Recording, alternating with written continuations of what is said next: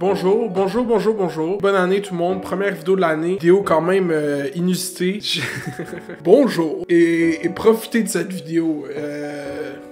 Nouvelle année, les gens sont sur internet, man, l'influenceur, l'influence qui, man, l'influence pas moi, man. Fucking, en plus, vous mettez tout dans les fucking mêmes paniers, toutes les fucking vous mettez tout dans le fucking même panier, man. Je suis fucking tanné, man. Bonne vidéo.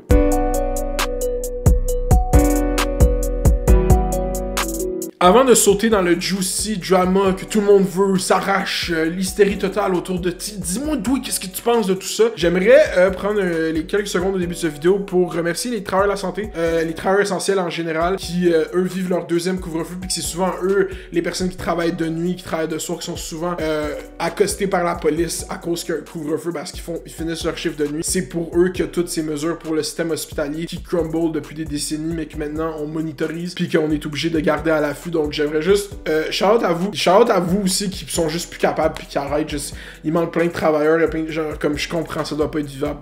J'ai aucune capacité de comme vraiment comprendre l'étendue que ça peut être sur une personne d'occuper ses fonctions en ce moment. Tout le love à vous. Puis j'espère que cette vidéo va au moins vraiment vous divertir. I guess c'est ça le but de cette histoire-là, c'est passer le temps. Le contexte historique, on est le 6 janvier 2022, un an après l'attentat fatidique, manifestation coordonnée par groupe d'ultra-droite américaine, Sunwing, attends, qu'est-ce qu'il faut que je dise d'autre? Ok, oui, c'est ça. 7 jours après l'imposition de deuxième couvre-feu sans base scientifique claire par le gouvernement du Québec, qu'est-ce qui nous arrive? Il y a un scoop, un raz-de-marée sans précédent et qui donne des allures à la société québécoise de la parodie Netflix Don't Look Up. Une page Instagram est venue à la proéminence au cours des derniers mois, tout d'abord en sortant des informations sur Occupation Double comme tel candidat part, tel candidat a Frenché tel candidat a délité son Instagram, tel candidat anyway, whatever.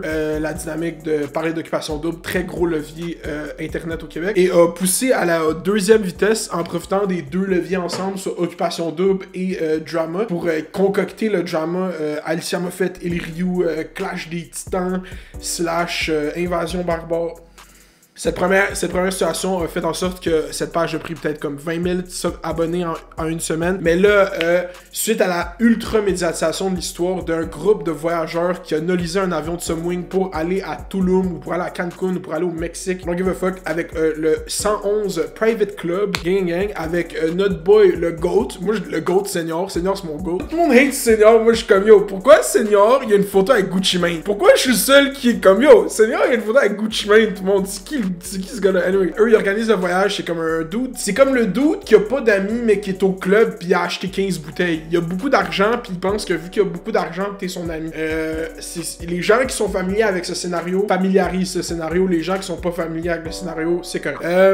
Organise un voyage avec un groupe, invite certains influenceurs, fait tirer un voyage sur le compte Instagram de Carl Sabourin, ancien candidat d'Occupation Double. Il se filme visiblement dans l'avion en train de faire le party, puis c'est les images choc vraiment qui vont faire le tour du monde, ouvert par TMZ, le Daily Mail, CTV dans le Canada anglais. Depuis l'essor de cette controverse, la page ODScoop a pris plus de 100 000 abonnés sur Instagram pour être à, je pense, 180 000 au moment que j'organise ça. Puis là, je guess, parce que la dernière fois que j'ai vu, c'est 176, mais si on se fie au rythme, peut-être que par le temps que je vais poster cette vidéo, il va y avoir 200 000 abonnés sur cette page. C'est fascinant à observer. Là, il y a beaucoup de spéculations sur c'est qui se cache derrière cette page, parce que la nature vraiment attrayante de cette page, c'est qu'elle est complètement anonyme. Là, il y a Hugo Dumas qui a un petit scoop, c'est un homme dans la début trentaine. Moi, il y a Arnaud Soli qui dit que c'est Patrick Lagacé. Moi, je pense que j'ai la vraie théorie sur c'est qui la personne derrière cette page. C'est Simon Jolin Barrette. On parle de quelqu'un début trentaine qui aime ça, documenter la vie des autres, qui est vraiment tout le temps sur son sel, puis qui aime ça. Vraiment comme semer la zizanie. En fait, moi, depuis le début, je pense que cette page, c'est une branche organisée du gouvernement de la CAQ. Je pense que les gens ont un mass formation psychosis. Non mais pour vrai, l'hystérie sur cette histoire me fait juste dire comme hey yo, est-ce que vous savez qu'à 10h vous avez le pouvoir de sortir de chez vous puis on est chill? Moi je pense que c'est Simon Jolin Barrette. Personne va me convaincre du contraire. Cette page ODScoop qui est devenue comme le plus gros agrégateur de nouvelles au Québec en ce moment, qui a 175 000 fresh followers, là, pas de l'engagement puis des bots morts. Qui dit pouvoir centralisé, dit potentiel dérive. Donc j'ai hâte de voir l'évolution de cette page dans les plusieurs semaines / mois. L'année dernière, au même moment, il y avait une page qui était venue à la surface qui s'appelait Cancel Influenceur, qui exposait les influenceurs qui étaient partis en voyage à la même période. Cette page a pris 40 000 abonnés en une semaine, puis ensuite elle a disparu. C'est un peu la même dynamique que la page ODScoop, sauf que ODScoop a l'air plus institutionnalisé. Ça vient sûrement du fait que quelqu'un de plus âgé derrière cette page. Hier, il y a eu une publicité de La Belle et le Bœuf sur cette page, juste noté. Donc, business move quick. Une chose à noter sur cette histoire, capitalism will prevail, ok? Il y a déjà des publicités sur ce compte. Donc ça, c'est la partie ODScoop qui a captivé les masses, moi y compris, à refresh, à voir qu'est-ce qui se passe. Est-ce que c'est sain, est-ce que c'est malsain? On verra avec les impacts plus tard. Mais il y a une chose, par exemple, là on rentre dans le meat du sujet maintenant qu'on a fini de ça. Là, il y a quelqu'un qui se fait vraiment maltraiter dans cette histoire-là, puis que je vais pas tolérer, là, on parle d'influenceur. C'est mon boy Carrie, ok? Fait que j'ai vu l'article de Monde des Stars qui dit que j'étais dans l'avion, il a même mis une photo de moi, puis il a écrit mon nom, puis tout, mais tu sais, avant je me serais peut-être énervé, mais là ça sert un peu à rien parce qu'il y a personne qui check ça, le Monde des Stars, là c'est un peu calme. Carré, tout le monde qui suit cette chaîne depuis moindrement longtemps, c'est que c'est mon boy. C'est mon boy. Tout le monde connaît notre relation internet, comme yo, les gars, on se regarde de loin, on se respecte. C'est comme, tu sais, quand tu croises quelqu'un dans la rue, tu fais comme ça, c'est moi pis Carré. Le boy a été misidentified, ok? Le gars il est pas dans l'avion, Monde de Star publie Kiari dans l'avion de Feitar, il était pas dedans, ok? Faut mettre les pendules à l'heure, ok? Kiari, c'est une victime collatérale de tout ça. Il veut juste travailler sur sa carrière de DJ au Mexique. Sauf que Kiari, fais attention de dire que t'es un travailleur étranger, parce que là, les gens ils vont commencer à investiguer si t'as un visa de travail. Fais attention. Il dit, je vais aller travailler à Miami. T'as-tu un visa de travail, bro? Anyway, maintenant qu'on est dans les scoops, là, la culture de Mediapart, là, pis hein? Commence à parler comme Éric Zemmour. ODScoop, c'est le Mediapart du Québec. Mais qu'est-ce qui m'a marqué quand j'ai regardé la première soirée, le 30 septembre, toutes les vidéos qui sortaient de ça, le 30 décembre, toutes les vidéos qui sortaient de ça, c'était à quel point c'était filmé avec aucun semblant de se cacher. Ils étaient vraiment fiers, ils l'ont publié. C'était vraiment de quoi de festif. Ils ont vraiment, derrière le fait qu'ils... C'est pas comme si une vidéo est sortie en cachette, ou il y a vraiment eu comme un espèce de laisser-aller, de comme, hey, oh, on est dans l'avion tous ensemble, on se filme. Je sais pas si tout le monde qui l'a vu, moi qui l'a vu le 30 décembre, j'étais comme c'est fucked up, mais je pense que j'ai trop le référent des rappers dans un private jet, genre. Je sais pas si je suis seul comme ça, mais j'étais comme, ah ok, ils ont un avion nolisé, ils font ce qu'ils veulent dedans, comme. Mais là, quand la première itération de l'histoire est sortie, c'est le staff de Sunwing qui est enfermé à l'arrière de l'avion, qui se cache, perd de contrôle total de la cabine de passagers. Cette situation, décrite comme ça, c'est un hijacking. On est post-11 septembre 2001 en Amérique du Nord. Ce genre de situation est inacceptable en termes de transport d'avions de ligne. Complètement inacceptable si on la voit de cet angle-là. Ce que après laissait présager les membres les passagers de cet avion-là, que les membres de l'équipage étaient un peu avaient toléré, même voire encouragé. Ça s'est pas prouvé d'aucune façon. Mais c'est ce qui arrive quand on a des espèces de... Quand on a des agrégateurs de contenu de même, eux, ils publient le contenu qu'ils reçoivent. Le fact-checking est fait après la publication. Tu peux pas... Ensuite, le deuxième volet de cette histoire qui est fucked up, pis là, ça, je peux même pas... Puis moi, ok...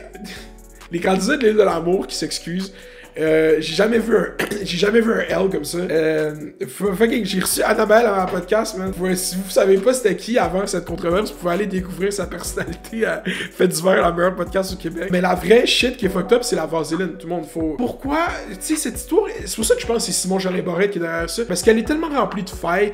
Comme du moment que le Discord leak sur une page qui a 100 000 abonnés, ok? Le Discord est leak, ok? Pour les gens qui sont... Pourquoi vous publiez encore sur le Discord? C'est pas un group chat, là. Les gens qui étaient là-dedans avaient aucune conscience de comment fonctionnait le Discord. Ils se sont set up to failure. Genre, je comprends pas comment c'est arrivé. Vous voulez que je bâche Senior, mais Senior, il a dit, nous, là, on s'est fait blacklist par toutes les compagnies aériennes, même Sunwing, pas parce qu'on était whack, mais parce qu'ils voulaient pas nous checker de bouffe, ok? C'est nous qui a dit non. C'est même pas eux qui nous ont dit non. C'est moi qui ai dit non. Là, l'histoire blow. Là, Justin Trudeau, mea culpa, leçon historique sur la chute de l'Empire romain. Qui décident de partir comme des ostragos en vacances, c'est pas... c'est extrêmement... Tout le kit, Justin Trudeau qui fait son commentaire là-dessus, c'est juste comme... C'est là qu'on est rendu, tout le monde. Ouais, je pense... Est-ce que c'est vraiment... J'essaie de comprendre l'opinion du monde parce que je trouve que l'histoire est massivement clickbait, elle fonctionne bien, mais qu'est-ce qui arrive avec cette histoire-là, c'est que l'histoire est tellement clickbait, puis les journalistes sont tellement embarqués. TVA qui se retrouve à l'aéroport, à les chercher, à les stalker. C'est pour ça que je disais au début de la vidéo, cette espèce de... d'affaires de cirque. C'est comme un cirque, cette histoire-là. Juste la réponse médiatique sur comment tout le monde a son calice de mots à dire là-dessus. Je sais que moi, je suis tellement mal placé pour dire un shit de même. Je dis mon esti de mots sur pas mal tout ce qui est arrivé au Québec dans les 2 dernières années. Mais dans cette histoire-là, je sens que tout le monde a son esti de twist là-dessus, bro. C'est fascinant, genre. C'est comme moi, ça me captive, ça. J'ai envie d'écrire un esti de rapport, genre, de 15 pages sur qu'est-ce qui se passe. Mais c'est pour ça que je dis la page Odescoop, on va voir comment ça va se développer. Il y a eu une autre page qui a pris 20 000 abonnés. C'était un agrégateur de contenu comme ça sur Instagram, ça fait des mois. Je pense que j'ai déjà dit ça sur YouTube, qu'il fallait ça au Québec, je voulais juste pas le faire. Mais maintenant c'est fait, ça existe. Shout out.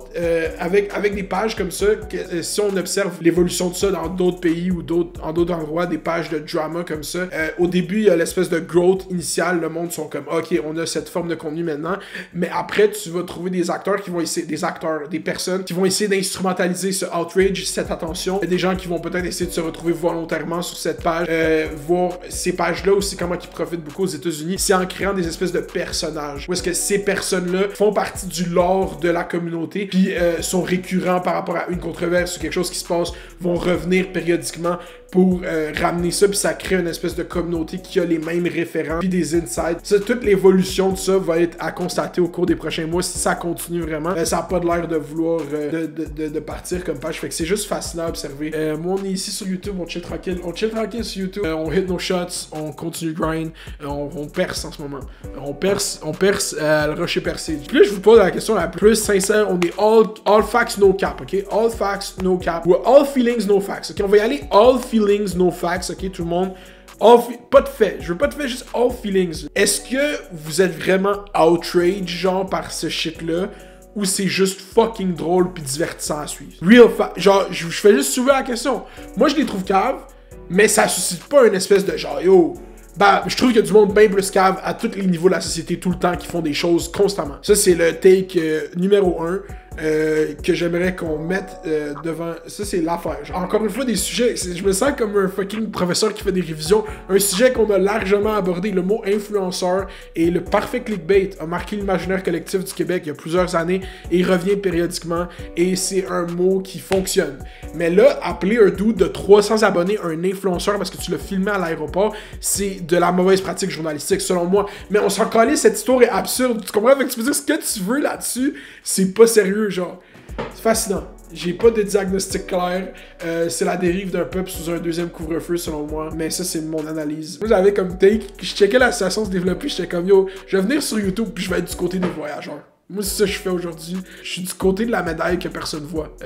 James Webb Space Telescope, infrarouge, Big Bang, exoplanète. Moi, je suis de ce bord-là. Bonne année. Sincèrement, je vous souhaite de la santé. Je vous souhaite tout ce que vous voulez encore plus. Je vous souhaite que ça aille mieux. Puis ça va passer. À travers tout le parade médiatique, tous les commentaires, tous les gens qui ont des opinions, je trouve que ça fait le contraire des mesures. C'est que ça nous unit. Je pense que c'est ça le message qu'il faut se rallier derrière en des temps comme ça. C'est qu'on est capable d'être unis derrière une cause. On est capable de propulser une page Instagram au sommet de la culture médiatique québécoise. Donc, si on s'unit sur n'importe quel sujet, on peut s'en sortir. Fait que c'est ça la morale. Qu'est-ce qui manque dans cette histoire-là, c'est Olivier Primo. Olivier Primo, il met pas.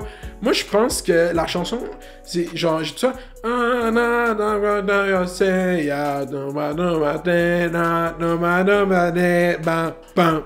sais, comme, on fait comme si il y a genre 10 jours, il n'y a pas un bar à Montréal qui a fait un faux nouvel an avec 500 personnes dans les petites bars. Cette histoire est drôle, mais it's not that deep. It's not that deep. Que le fait que des gens sont stranded dans le sud puis sont sur des blacklists qui ont des charges criminelles qui font face, c'est amazing. Je suis sûr que si tu faisais un poll sur l'Instagram de Odescoop et tu leur dis « Est-ce que vous voulez que ces gens-là aient le droit de revenir au Canada? » Ce serait non qui gagnerait. Ils voudraient que ce soit des exilés. Pour vrai, genre mass formation, psychosis. Ça, le point a été mis sur les i, les barres sur les t, Ok, le mot influenceur, je sais pas qu'est-ce qu'il veut dire. Je trouve qu'on les met tous dans le même panier, pour vrai. Puis genre, c'est vraiment dommage. C'est dommage parce que genre, nous comme, on essaie de faire des shit, man. Mais là, du positif dans la vie des gens. Puis comme, on se fait tout le temps dire qu'on est juste des influenceurs, man. C'est parce que ça commence à devenir difficile, man, de tout le temps commencer à faire tout le temps genre, je suis tanné, genre. Je suis juste tanné. De comme, tout le monde me dit comme, yo, t'es comme eux dans l'avion de Cancun Sunwing. Moi, je suis juste moi, man. Puis je fais du contenu pour le monde qui me regarde, puis jamais du positif. Puis moi, quand je lis leur message, c'est pour mon cœur. Puis je fais ça du bien dans le monde. Puis je vais faire du bien dans le monde, là. Puis là, ça fait le Sunwing, puis tout. Puis arrête pas de me dire tous les influenceurs. Moi, tous les influenceurs que j'ai vus au warehouse, ils étaient tous chill. Puis ils voulaient tout faire des stories. Puis là, j'étais comme, tag-moi dans ta story. Puis elle m'a pas tagué dans ma story. Fait que là, j'ai envoyé à ODScoop, comme, yo, cette personne, quand j'étais aux toilettes, elle m'a dit que j'étais fucking laide. Puis là, j'ai dit à ODScoop, elle m'a dit que j'étais laide. Puis là, ODScoop, il l'a posté, puis là, elle s'est excusée. Puis là, ça t'apprendrait à pas me taguer dans ta story. Hein? Moi, les influenceurs, là, j'ai juste du bien pour eux. Puis je veux juste qu'on soit good. Merci beaucoup d'avoir écouté la vidéo. Faites attention à vous. On est back sur le grind. Attendez-vous à beaucoup de choses. Attendez-vous à tout est possible. Tout est possible. Tout s'en vient. Ok? Merci d'être là. Abonnez-vous. Likez. Subscribez. On se retrouve une prochaine fois. Faites les doses. Faites les bails. Restez à l'école. Gang. Dog one.